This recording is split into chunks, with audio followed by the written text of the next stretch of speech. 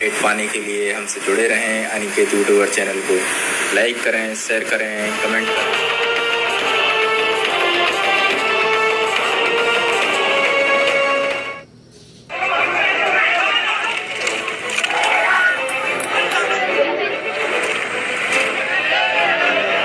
हम लोग यहाँ संघर्ष करने के लिए इकट्ठा हुए हैं।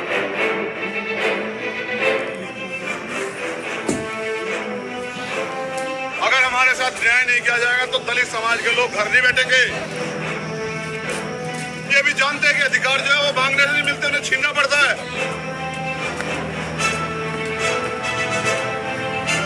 चाहे वो करनाल हो, चाहे वो उत्तराखंड का मुंडेर हो और चाहे वो सहारनपुर हो।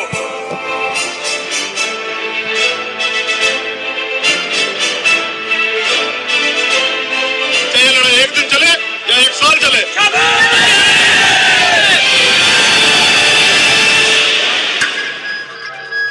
21 मई 2017 जंतर मंतर, दिल्ली।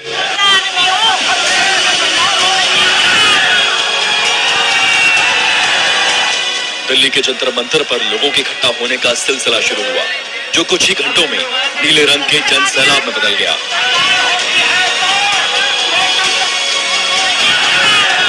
इस जन सैलाब की जड़ें राजधानी से 180 किलोमीटर दूर उत्तर प्रदेश के सहारनपुर में थी।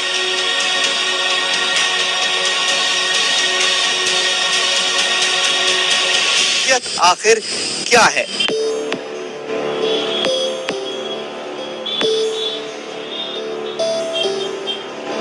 यूपी में सियासत और देश भर में बहस बन चुकी भीम आर्मी की जड़ें इसी सहारनपुर में हैं। सहारनपुर में दो समुदायों के बीच काफी समय से तनाव था, लेकिन 5 मई 2017 को शोले भड़क उठे। इन्हें बुझाने की अभी कोशिश चल ही रही थी कि 9 मई को एक बार फिर लपटें उठने लगी। सहारनपुर में भड़के शोलों पर सियासत शुरू हुई और बहस में एक नया नाम सामने आया। ये था भीम आर्मी। 9 मई को आगजनी में भीम आर्मी का नाम आया। भीम आर्मी ने ही 9 मई को सभा बुलाई थी। ये सभा देखते देखते हिंसा में बदल गई।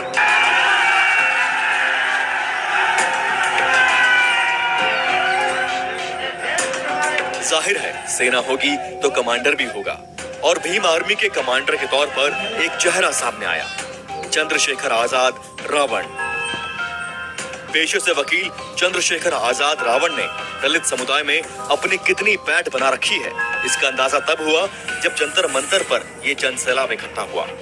इस समुदाय को इकट्ठा करने के लिए चंद्रशेखर ने ना तो पोस्टर छपवाए, ना बैनर लगवाए।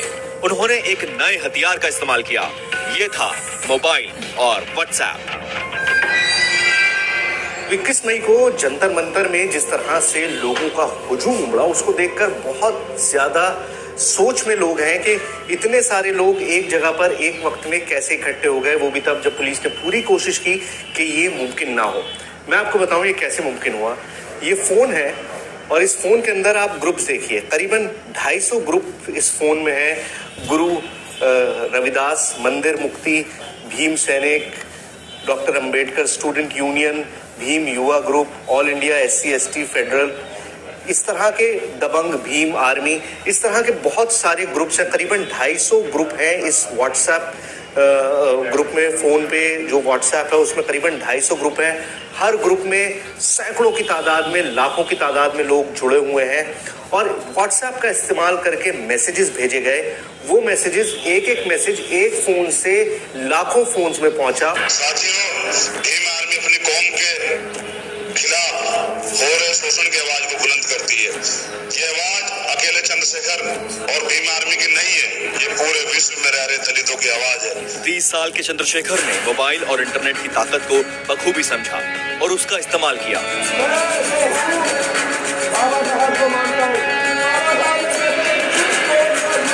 दलितों को जंतर मंतर पहुंचने के लिए सिर्फ व्हाट्सएप से संदेश भेजे गए, जिसका असर ये हुआ कि जंतर मंतर पर देश ही नहीं बल्कि विदेशों से भी दलित समुदाय के लोग पहुंचे। ये एक भावनात्मक मुद्दा था जो पूरे देश के, पूरी दुनिया के लोगों को पता था। उसी वजह से जैसे ही हमने 9 तारीख का मैं वो मैसेज किया जंतर मंतर पे इकट्ठा करने का, तो वो सारे लोग उसी भावना के साथ वहां जुड़ते चले गए और वो सब लोग एक भावना के साथ जुड़े हैं। और सिर्फ इंडिया के ही लोग नहीं थे, उसके अंदर विदेश से भी बहुत सारे लोग।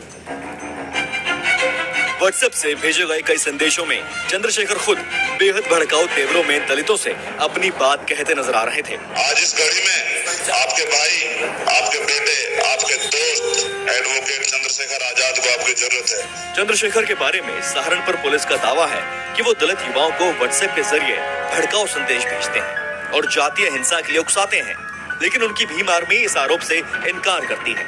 उनका दावा है कि भीम आर्मी दलित समुदाय की भलाई के लिए काम करती है। हम 10 रुपए 20 रुपए का तो मेंबरशिप रखते हैं और 100 रुपए सालाना अपने लोगों नौजवान भाइयों से इकट्ठा करते हैं और उस पैसे को भी हम कभी शादियां करके, कभी स्कूल चला के, कभी अपने गरीब बच्चों को कॉपियां बांट के, कभी उन्हें ड्रेस दे के उसमें खर्च करते हैं। तो हमारे पास कोई साधन कहीं से बाहर से नहीं आया। भीम आर्मी के बारे में दावे भले ही अलग अलग हों, लेकिन सहारनपुर हिंसा के बाद ये संगठन सुर्खियों में आ गया। भीम आर्मी की स्थापना अक्टूबर 2015 में हुई। सितंबर 2016 में सहारनपुर के एक कॉलेज में दलित छात्रों की मारपीट से इस संगठन को पहचान मिली, लेकिन सहारनपुर हिंसा के बाद ये संगठन पूरे देश में चर्चा में आ गया। सहारनपुर में हालात फिलहाल काबू में हैं। पुलिस ने चंद्रशेखर के खिलाफ कई मुकदमे दर्ज कर लिए हैं। 21 मई को चंद्रशेखर को दिल्ली के जंतर मंतर की रैली में देखा गया था। इसके बाद से वो नजर नहीं आए हैं।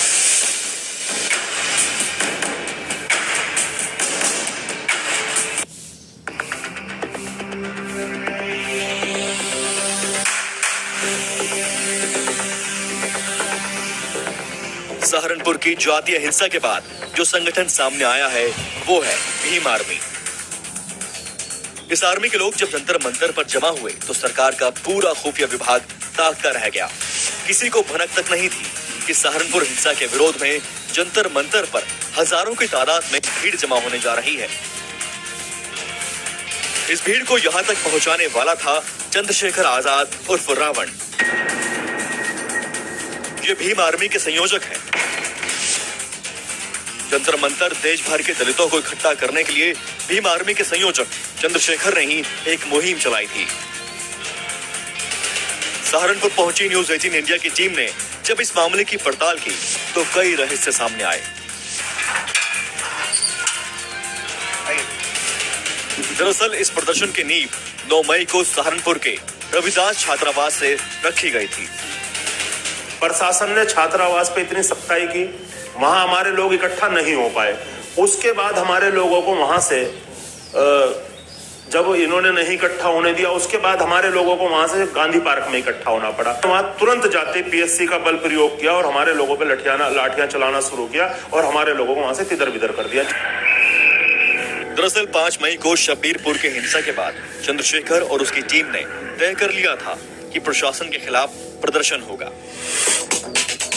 लेकिन अपनी ही बुलाई भीड़ पर वो काबू नहीं रख पाए। 9 मई को सहारनपुर में इकट्ठा होने के लिए भी व्हाट्सएप का ही इस्तेमाल किया गया था।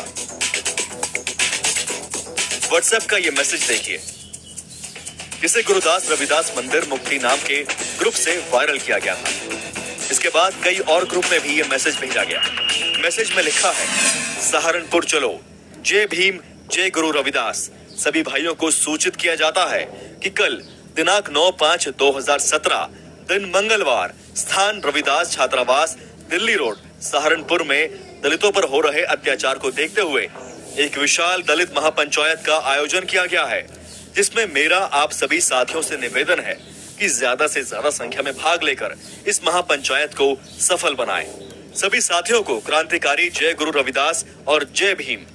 आपका अपना राहुल भारती, अध्यक्ष संत शिरोमणि गुरु रविदास मंदिर मुक्ति आंदोलन समिति। इसी व्हाट्सएप मैसेज के जरिए ही ये पंचायत बुलाई गई थी,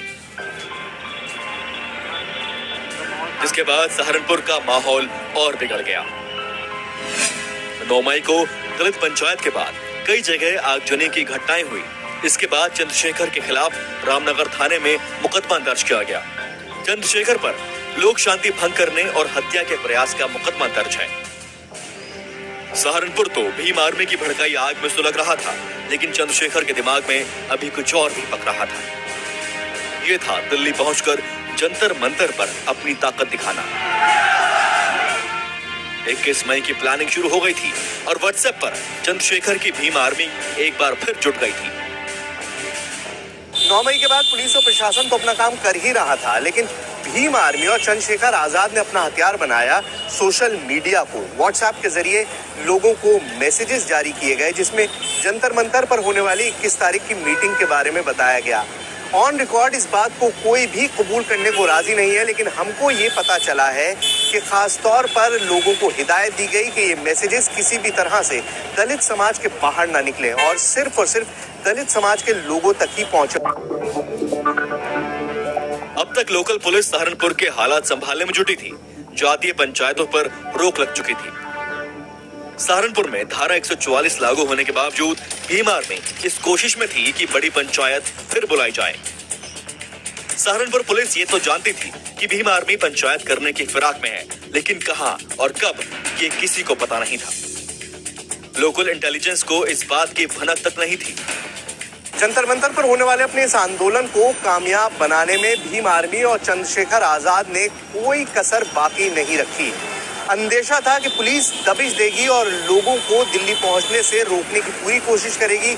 इसीलिए 21 मई से 3 दिन पहले ही चंद्रशेखर आजाद अपने साथियों के साथ दिल्ली में पहुंच चुके थे और पहाड़गंज के एक होटल में ठहरे हुए थे।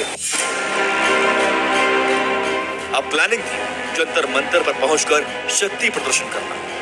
इसके लिए जरूरी था एकजुट और एक रंग होकर नजर आना।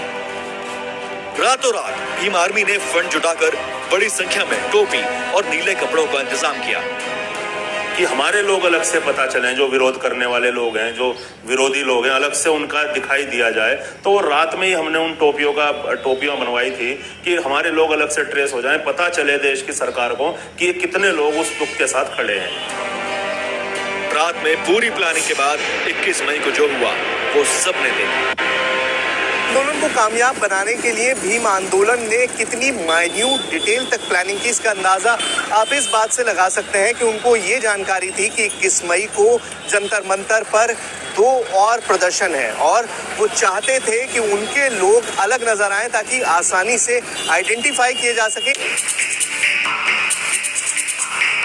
9 मई को सहारनपुर के गांधी पार्क में जब भीम आर्मी के लोग जमा थे, तब पुलिस ने हालात बिगड़ने से रोकने के लिए इस पंचायत को रोकने की कोशिश की थी, लेकिन भीम आर्मी ने पुलिस बल पर जमकर पथराव किया था, जिसमें कई अधिकारी घायल हो गए थे।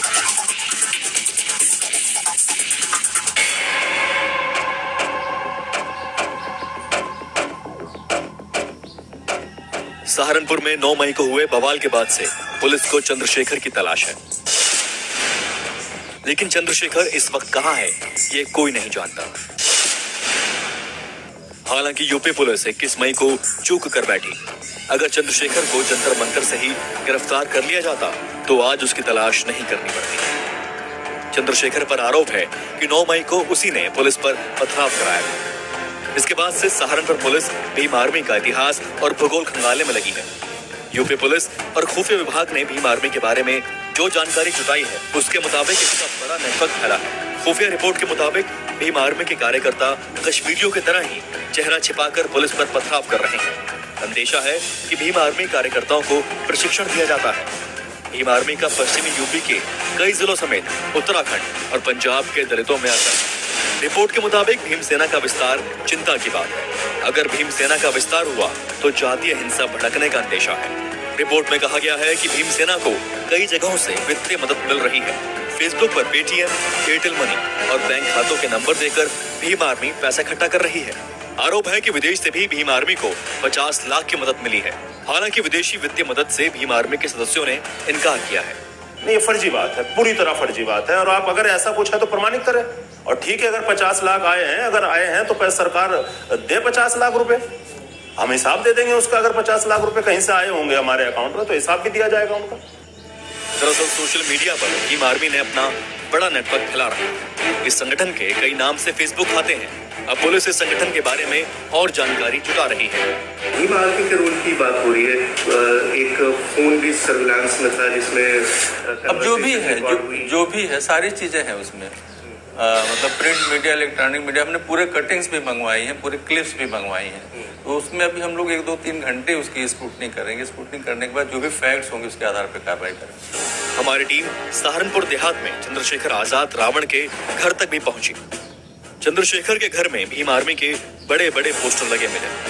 चंद्रशेखर के घर वालों का कहना है कि काफी दिनों से चंद्रशेखर से उनका कोई संपर्क नहीं हो पाया है। भीम आर्मी संगठन के संस्थापक चंद्रशेखर आजाद के घर में हम मौजूद हैं और उनके भाई हमारे साथ हैं। ये बताइए, चंद्रशेखर आजाद कहाँ है इस वक्त? इस बारे में हमें नहीं पता कि चंद्रशेखर भाई कहाँ है। जब यहाँ से गए थे, आपके आखिरी बार का क्या मुलाकात हुई थी और क्या बात हुई थी? उस टाइम जब यहाँ से गए थे तो हमें तो उस टाइम लड़ाई झगड़ा हो रहा था सहारनपुर में। 9 तारीख के बाद हमसे कोई बात नहीं हुई। उन्होंने भी लॉ कर रखा है, वो संविधान के दायरे में कार्य कर रहे हैं और संविधान के दायरे में करते हुए आए हैं। फिलहाल चंद्रशेखर का कोई अता पता नहीं है। पुलिस फिलहाल सहारनपुर हिंसा की कड़ियां सुलझाने में जुटी है और सहारनपुर एक बार फिर सामान्य हालत की ओर लौट रहा है।